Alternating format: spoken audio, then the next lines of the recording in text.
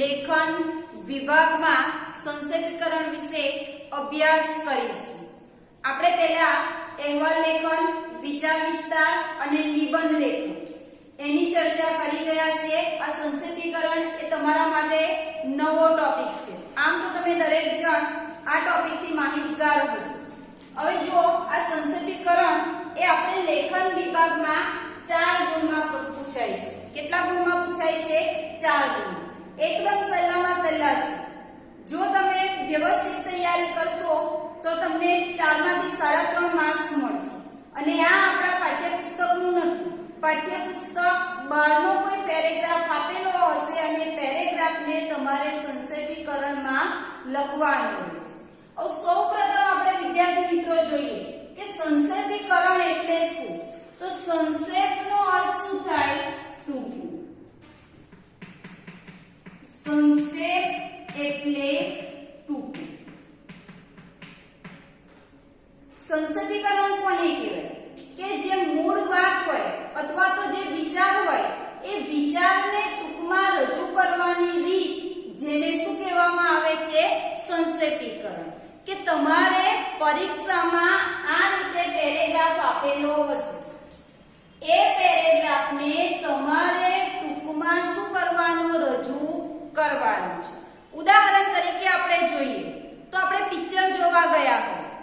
Picture જોવા જ્યારે જઈએ છીએ ત્યારે કોઈક તમને કહે કે ભાઈ તું મને બાહુબલી પિક્ચર વિશે તું મને જણાવ, તો આપણે કઈ અતથી ઈથી સુધી એને કહેતા નથી કે આના પછી આ ગાયન આવ્યું, કે આના પછી આ ફાઇટિંગ આવી, કે આવું થયું, કે તેવું થયું।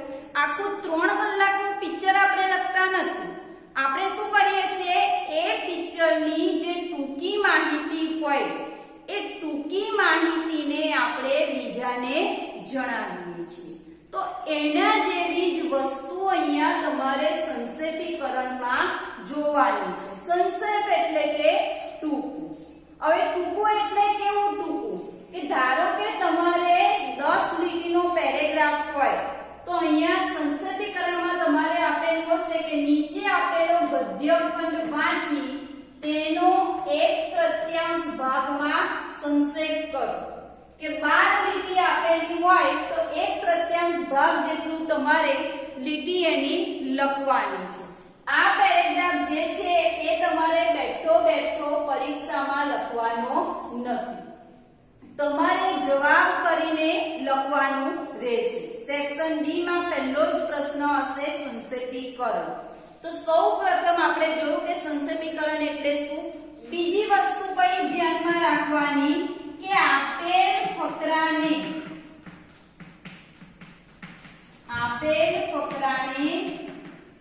3-4 વાર વાંચવું। કે આ જે પેરેગ્રાફ આપેલો છે એ પેરેગ્રાફને તમારે કેટલી વખત વાંચવાનો છે? 3 થી 4 વખત। હવે 3 થી 4 વખત તમે વાંચશો એટલે તમને ખ્યાલ આવશે કે આ જે પેરેગ્રાફ છે એ પેરેગ્રાફમાં શું કહેવા માંગે છે। તો આ જે વસ્તુ છે તમારે ખાસ પહેલા કરવાની છે। આટલું કર્યા પછી તમારે ત્રીજી કઈ વસ્તુ ધ્યાનમાં રાખવાની છે કે ફકરો વાંચ્યા પછીથી તમારે શીર્ષક લખવાનું। શું લખવાનું? શીર્ષક। અને શીર્ષક લખો ત્યારે ખાસ યાદ રાખવાનું કે શીર્ષક હંમેશા શામાં આવશે? અવતરણ ચિહ્નમાં। શામાં આવશે? અવતરણ ચિહ્નમાં। હવે 3-4 વાર પેરેગ્રાફ વાંચો, શીર્ષક એકદમ સહેલામાં સહેલું છે અને શીર્ષકનો તમારે 1 ગુણ છે, મફતમાં જ મેળવવાનું છે। આ તમે પેરેગ્રાફ વાંચો 3 થી 4 વાર। આપણે તો બધા કઈ 3 થી 4 વાર વાંચવાના છે નહીં, 1 વાર વાંચીશું અથવા 2 વાર વાંચીશું। તો તમને ખ્યાલ આવ્યો હશે કે આ પેરેગ્રાફ છે, પેરેગ્રાફમાં શાની વાત કરેલી છે? પુસ્તકો વિશે। શાની વાત કરેલી છે? પુસ્તકો વિશે। તો તમારું શીર્ષક શું થશે? પુસ્તકોનું મહત્વ અથવા તો પુસ્તકો આપણા મિત્રો। એવું નહીં કે આજ ફકરો આપેલો છે, કોઈ પણ ફકરો આપેલો હોય ના ખબર પડે ત્યારે તમારે એક વસ્તુ કરવાની કે જે શબ્દ વારંવાર આવતો હોય એ એ શબ્દને તમારે શીર્ષકમાં લખી નાખવાનો, એટલે એનો તમને 1 માર્ક્સ પૂરેપૂરો મળશે. પણ અવતરણ ચિહ્નમાં લખવાનું. જો અવતરણ ચિહ્ન નહીં કરો તો તમને માર્ક્સ મળે નહીં. ચલો, ચોથી કઈ બાબતને ધ્યાનમાં રાખવાની છે કે મૂળ ફકરાના વાક્યોને યથાતથ લખવાના નથી. યથાતથ એટલે જેવા આપેલા છે એવા બેઠે બેઠા. ઘણા શું કરે, 12 માર્ક્સ 12 લીટી આપેલી છે ફકરાની, તો 12 લીટીમાંથી 3 કે 4 લીટી મહત્વની પહેલી લખશે, ચોથી લખશે, પાંચમી લખશે અને એ રીતે આપણું સંક્ષેપીકરણ તૈયાર કરશે. પણ એ સંક્ષેપીકરણ આપણું શું થાય, ખોટું પડે. એટલે અહીંયા ચોથી બાબત તમારે જોવાની કે મૂળ ફકરાના જે વાક્યો છે વાક્યોને યથાતથ એટલે જેવા છે એવા લખવાના છે નહીં. તમે જોયું હશે કે આપણે નિબંધ હોય પછી મુદ્દા પરથી વાર્તા લેખન, તો આપણે 4-5 મુદ્દા આપેલા હોય તો એ મુદ્દા પરથી આપણે કેટલી મોટી વાર્તા બનાવીએ છીએ, 5-6 મુદ્દા પરથી કેટલો લાંબો નિબંધ લખીએ છીએ. તો એના જેવી સેમ વસ્તુ અહીંયા છે. અહીંયા લાંબુ આપેલું હશે અને એને તમારે ટૂંકમાં લખવાનું હશે. તો ચલો પછીથી આપણે જોઈએ કે પછી કઈ બાબતને ધ્યાનમાં રાખવાની છે 5મા નંબરે. તો 5મા નંબરે તમારે ખાસ યાદ રાખવાનું કે ફકરાનું સંક્ષેપીકરણ કરતી વખતે એનો ભાવાર્થ બદલાવો જોઈએ નહીં. કે ફકરાનો જે ભાવાર્થ છે, પૂછ્યું હોય પુસ્તકો વિશે અને પછી આપણે લખી નાખીએ અરીસા વિશે તો ચાલે નહીં. એટલા માટે જ અહીંયા કહ્યું છે કે જે આપેલ પેરેગ્રાફ છે, પેરેગ્રાફને તમારે કેટલી વખત વાંચવાનું, 3 થી 4 વખત. એટલે તમને ખ્યાલ આવે કે આ પેરેગ્રાફમાં આપણે કઈ બાબતને જોવાની છે. તો આટલી બાબત વિદ્યાર્થી મિત્રો આપણે ધ્યાનમાં રાખવાની છે. ત્યારબાદ જોઈએ કે પછીથી કઈ બાબતને આપણે ધ્યાનમાં રાખવાની. તો ફકરામાં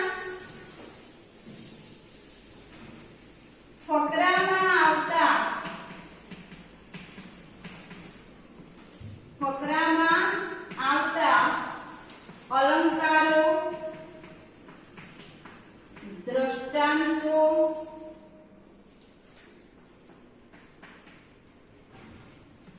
છંદ, સૂત્રો, શબ્દ સમૂહ, રૂઢિપ્રયોગ, કહેવતો,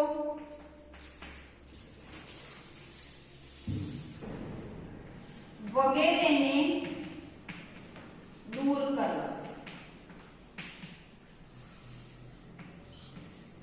જુઓ, એટલે આનો અર્થ કે એને કાઢી નાખવાના છે નહીં, પણ ઉદાહરણ તરીકે કે ફકરાની અંદર આવતા જે અલંકારો, દ્રષ્ટાંતો, છંદ, સૂત્રો, શબ્દ સમૂહ, રૂઢિપ્રયોગ, કહેવતો વગેરેને દૂર કરવા.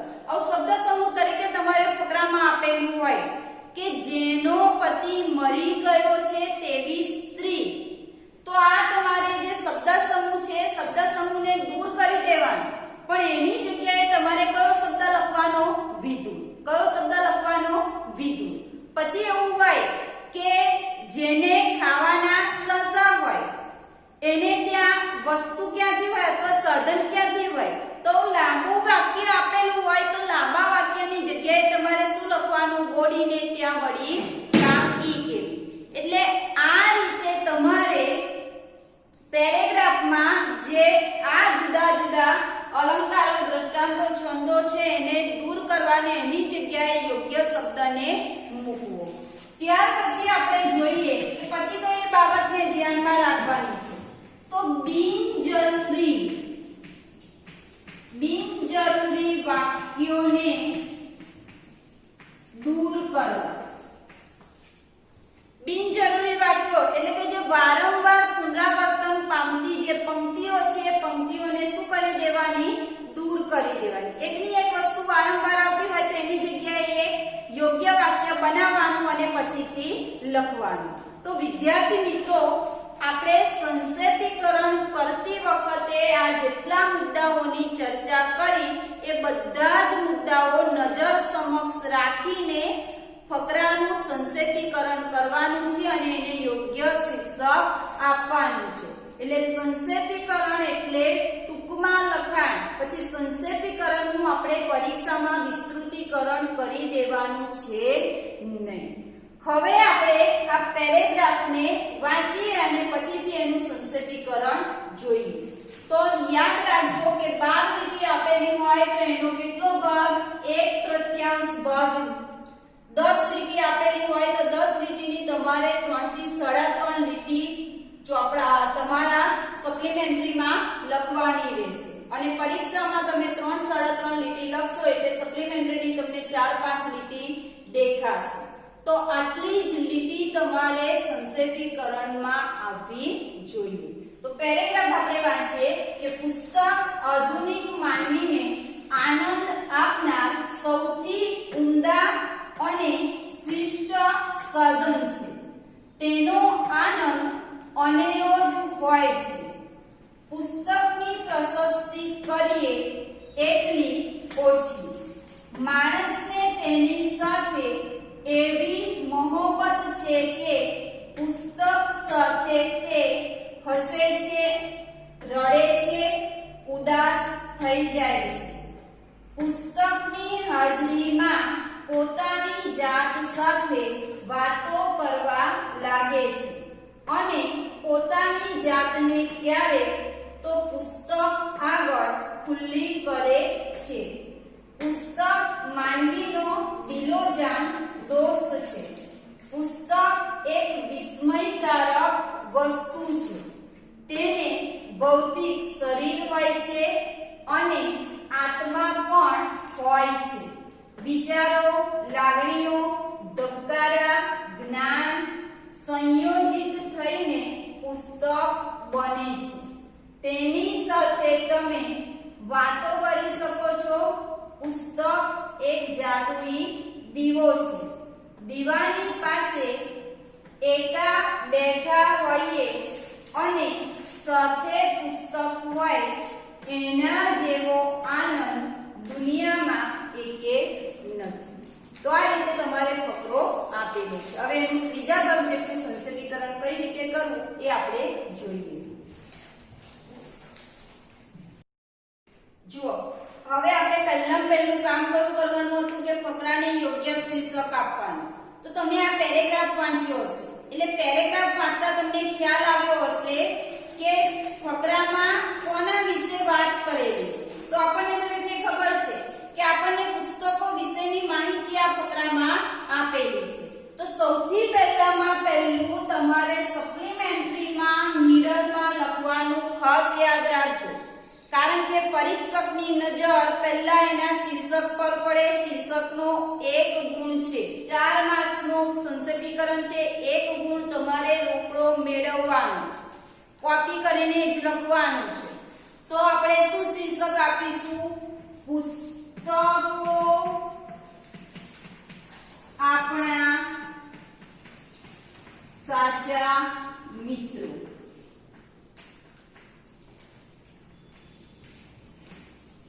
ચલો, પહેલું કામ આપણું થઈ ગયું. કયું? શીર્ષક આપવાનું.